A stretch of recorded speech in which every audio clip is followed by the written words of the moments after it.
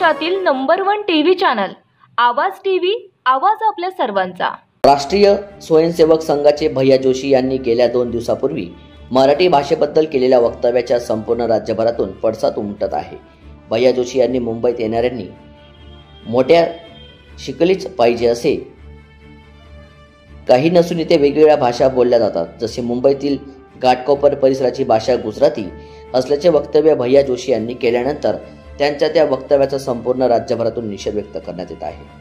भैया जोशी यांच्या वक्तव्याच्या निषेधार्थ धुळे शिवसेना उद्धव बाळासाहेब ठाकरे पक्षाच्या वतीने शहरातील जळशीर आणि पुतळा परिसरात आंदोलन करीत निषेध व्यक्त करण्यात आला।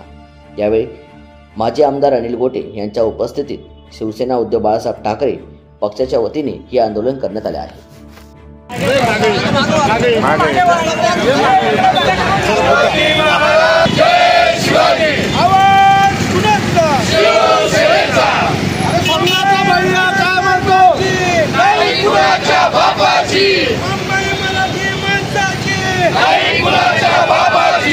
अरे संघाचा भैया काय म्हणतो?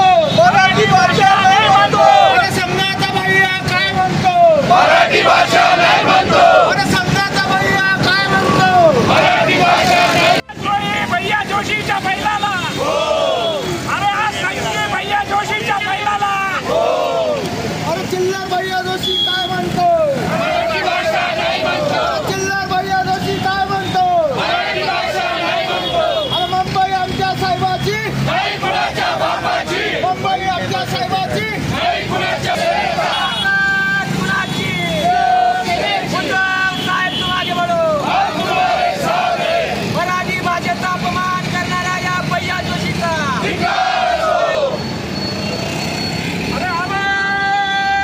सुरुवातीला सोलापूरकर, त्यानंतर कोरटकर आणि आता परत भैया जोशी, एक प्रकारे संघाची ही प्रणाली, या ठिकाणी संघाचं जे गिमिक आहे हे आता महाराष्ट्रीयन जनतेने ओळखायला हवं।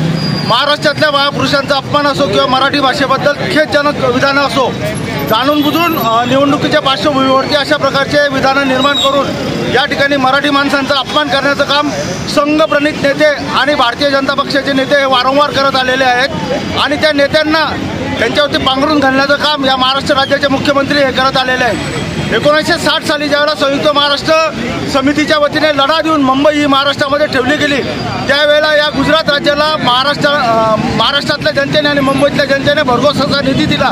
त्यावेळेला गुजरात राज्याची त्या ठिकाणी स्थापना झाली।